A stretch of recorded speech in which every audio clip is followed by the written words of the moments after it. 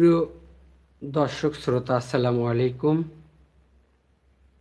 MTC মিডিয়ার পক্ষ থেকে আপনাদের সকলকে জানাই আন্তরিক মোবারকবাদ। আমার এই ভিডিওটি যে যেখান থেকে দেখতেছেন তাদের প্রতি মোবারকবাদ আবারও রইল। আজ আমি আপনাদের মাঝে নিয়ে আসছি বর্তমান করোনা ভাইরাস কালীন সময় করোনা রোগীদের লাশ নিয়ে গোসলের সময়, দাফনের সময় অনেক দ্বিধাদ্বন্দ্বে থাকেন বিভিন্ন গার্ডিয়ানরা। এবং এই চরমনাই মুরিদ উনি করোনা ভাইরাস লাশের নিয়ে কি করছেন এবং কি করতেছেন সেই বিষয় নিয়ে আব্দুল ওয়াফ ভাইয়ের কাছ থেকে আমরা কথা শুনব। সরাসরি বলেন। আসসালামু আলাইকুম রহমতুল্লাহ। বিষয়টা হলো করোনা ভাইরাস যে নাম, এটা আসলে তো আল্লাহ পাকের কোরআন হাদিস দ্বারা নাম না। এটা হয়তো বিভিন্ন রাষ্ট্র থেকে যে কোনো ইহুদি নাসারা এদের মাধ্যমে এটা একটা নামকরণ করা হয়েছে। আসলে প্রকৃত এটা আল্লাহ পাকের পরীক্ষা বা গজব। যাই হোক, তো আল্লাহ পাক যেটা দিছে এর ভিতরে সারা বিশ্বেই সমগ্র মানুষ এটা নিয়ে খুব ভয়ের ভিতরে আসছিল। এরপর অনেক মানুষ মারা গেছে, লক্ষ লক্ষ মানুষ দুনিয়া থেকে চলে গেছে করোনা ভাইরাস আক্রান্ত হয়ে। যাই হোক, বিশেষ করে আমার জন্মস্থান হাজারীবাগ, ঢাকা হাজারীবাগ। তো ওখানে আমি আজকে প্রায় 25 বছর ধরে আমি ওখানেই লাশ গোসল করাই। এই করোনা ভাইরাস ছাড়াও আমি 25 বছর ধরে ওখানেই লাশ গোসল করাই।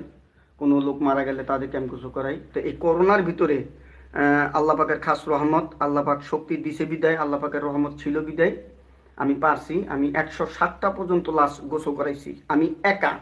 আমার কোনো সহযোগী ছিল না। কিন্তু বিভিন্ন জায়গায় আপনার আঞ্জুমান, এরপরে অন্য অন্য লোক এরকম ভয়ে থাকতো। যদি কোনো লোক মারা যাইতো বলতোও না। আর যদি শুনতো যে এরকম করোনা ভাইরাসে মারা গেছে, তাহলে তার জানাজা দিতে অনেক সময় অনেক মানুষ দ্বিধাদ্বন্দ্বের মধ্যে থাকতো। যাই হোক, আল্লাহ পাকের শকর, অনেক মানুষ মারা গেছে এরকম আমারে ফোন দিলে, আমি যখন আমার ফেসবুকে আমি যখন স্ট্যাটাস দিছি যে আমি লাশ গোসল করাবো ইনশাআল্লাহ, আমাকে বলবেন, এরকম অনেকে আমার ফেসবুকের থেকে নাম্বার নিয়ে ফোন দিছে। এরপর আমি হাজারীবাগ যে মসজিদে ছিলাম, বউবাজার জামে মসজিদ, ওই মসজিদের আইসা আমাকে অনেক মানুষই এরকম ফোন দিয়া নিয়ে যেত রাত্রে 2টা 3টা 12টা।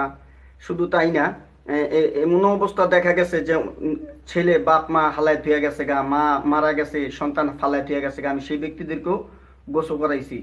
আর মহিলাদের বেলা আমি একজন মহিলাকে নিজে হাতে পায়ে ধুইরা বলছি যে মা, একদিন তো আপনারও মরা লাগবো, আপনি গোসল করাইতে পারেন আর না পারেন, আমি নিয়ম বইলা দিলাম, আপনি এইভাবে করেন। এইভাবে তিনিও 7টার মতন গোসল করাইছে। আর আসার সময় 2টা, এই 9টা মোট গোসল করাইছে তিনি। আর আমি 107টা পর্যন্ত ইনশাল্লাহ গোসল করাইছি। এরপরে আজকে 3 মাস ধরে আমি বাড়িতে আসি।